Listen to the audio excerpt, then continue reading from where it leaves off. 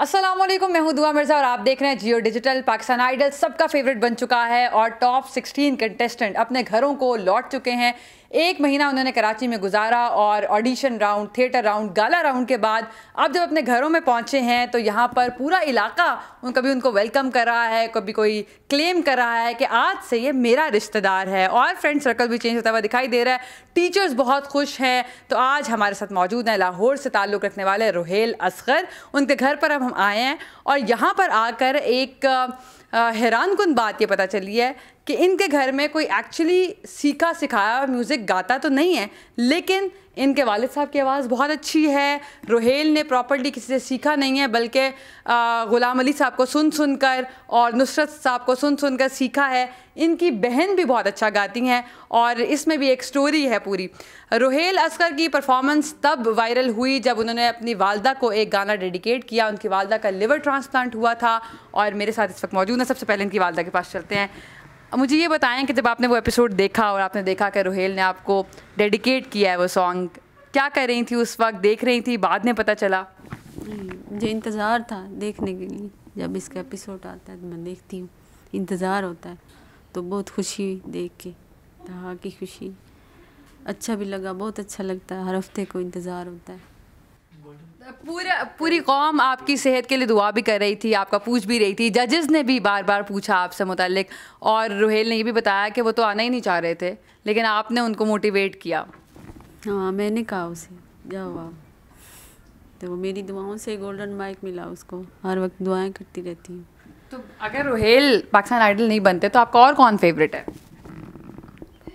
और मेरा तो बस अपना रुहेल ही है, और तो कोई नहीं मेरा। रुहेल के वालिद भी हमारे साथ मौजूद हैं और ये भी बहुत अच्छा गाते हैं। सुनते तो अंकल हम आपसे हैं, हमें पता चला है कि आपकी आवाज़ भी बहुत प्यारी है, लेकिन सबसे पहले बताएं कि आपको ये कैसे पता चला कि रुहेल बहुत अच्छा गाता है? ये बड़ी इंटरेस्टिंग कहानी है इसका। तो ये जैसे पैदा होते ही मुझे ऐसा लगा कि ये शायद पंगूड़े में पड़ा था, तो म्यूज़िक चला तो हाथ पाँव हिलने लगे इसके। ये मैं खुद हैरान हो गया। फिर 2-3 साल बाद पता चला कि ये बाज़ार जा रहे हैं जी, पापा मुझे ये बाज़ार जाना है, कुछ ख़रीदना है। जब हम जाते थे सारी फैमिली तो छोटा सा पियानो होता था, उसने पहली फरमाइश की ये मुझे ले दो, मैंने ले दिया। अब इसी तरह वो पियानो बढ़ता गया, बड़ा होता गया, ये इसकी उम्र बढ़ती गई। उस छोटे पियानो से बड़े पियानो तक, वो हत्ता कि अभी ये माशाल्लाह आई पड़ी है, इसको क्या कहते हैं? हारमोनियम। अब वो पियानो हट गया, ये आ गया, ये यहाँ से सिंगर बना, खुद ही बना। और पता नहीं वो जिसके पास मैं एक दफ़ा ले गया था इसको सिखाने के लिए, तो इसने मुझे कहा था कि मुझे कहीं ले जाओ एकेडमी में चेक, तो शागिर्द रखने के लिए। तो जब मैं उसके पास गया तो उसने यही बजाने के लिए कहा, तो इसने कहा कि मुझे बजाने दो। जैसे ही इसने बजाई तो वो जिसके पास मैं इसको शागिर्द रखवाने गया था वो कह रहा था भाईजान ये मेरा उस्ताद है, आप इसे गॉड गिफ्टेड, पता नहीं इसको कहीं से अता है, मौला का करम है, मौला की अता ही है, और सीखा इसने कहीं से नहीं है। रुहेल ब्रीफली ये बता दीजिएगा पाकिस्तान आइडल ने आपकी ज़िंदगी कैसे तब्दील की? आप उससे पहले गा रहे थे यूनिवर्सिटी में और मुख्तलिफ कॉम्पिटिशन्स में, मगर अचानक सेलेक्ट हुए और फिर आप वायरल भी हुए, गोल्डन माइक भी मिला। डेफिनेटली ज़िंदगी ऐसे चेंज की कि पहले मैं एक महदूद था ऑडियंस के हवाले से, और अब ये नेशनली इंटरनेशनली चल रहा है ये, और अब इवन ग्लोबली भी आप देखें काफ़ी ममालिक से मुझे रीच आउट किया जाता है और काफ़ी अप्रिसिएशन मिलती है और बहुत अच्छा लगता है। ज़िंदगी काफ़ी चेंज है। तो अभी आप वापस आए हैं जब, तो कैसे इस्तकबाल हुआ? टीचर्स और फ्रेंड्स सब ने कैसे? जब मैं वापस आया मैंने सरप्राइज़ दिया था मम्मा को कि मुझे मतलब टिकट नहीं मिली, मैं अगले दिन आऊँगा, और लेकिन मैं उसी दिन ही सफ़र कर रहा था। अचानक से मैंने उस दिन शो लगना था, तो मैं अचानक से मैंने नॉकआउट किया, तो मम्मा निकली, मम्मा को सरप्राइज़ दिया था मैंने। ऑलराइट। रुहेल के बारे में बहुत सारे लोग इसलिए जानते हैं क्योंकि इन्होंने अपनी पर्सनल स्टोरी स्टेज पर भी बताई और फिर पूरी कौम ने सुनी, और वो स्टोरी ये थी कि इनकी वालदा का लिवर ट्रांसप्लांट हुआ था, उनकी टेक केयर करनी थी, और रुहेल इज़ द पर्सन जो कि अपने फैमिली की फाइनेंशियल टेक केयर भी करते हैं।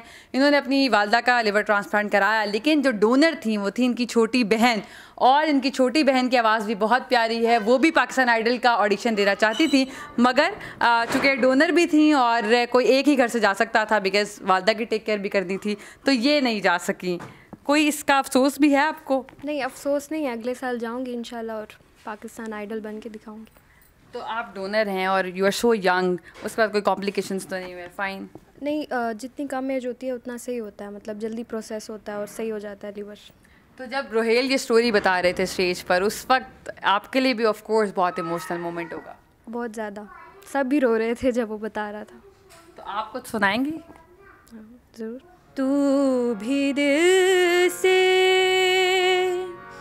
उतर न जाए कहीं, नियते शोक भर न जाए कहीं। Very nice aunty. रोहेल को तो आपने इजाज़त दी, आपकी बेटी भी बहुत अच्छा गाती है, इसको भी इजाज़त देंगी वैसे ही? हाँ, शौक है तो पूरा करे, इजाज़त क्यों नहीं मिलेगी। और अच्छी बात यह है कि स्टेज पर जब हम टॉप 16 देख रहे हैं तो उसमें बहुत जेंडर इक्वालिटी भी है। इनके 8 लड़कियां और 8 लड़के हैं, तमाम लोगों को हम फीचर भी कर रहे हैं और सबकी जर्नी इतनी एक्साइटिंग है, सबकी अपनी अपनी स्ट्रगल है। और यहाँ पर आने के बाद भी पता चला है कि ये तो मुख्तलिफ पूरी एक कायनात है, सारे लोग इतने टैलेंटेड हैं।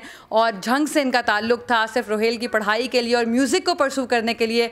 ये तमाम लोग लाहौर में शिफ्ट हुए और यहाँ पर अब अपनी अपनी पढ़ाई भी कर रहे हैं। और गुड लक टू हर, क्योंकि इन्होंने बहुत बड़ा काम किया ऑफ कोर्स। और अब नेक्स्ट ईयर ये भी पाकिस्तान आइडल का ऑडिशन में आएंगी और लेट्स सी कि ये टॉप 16 में आती हैं कि नहीं। तब तक stay tuned with me, I will be coming up with another exciting episode.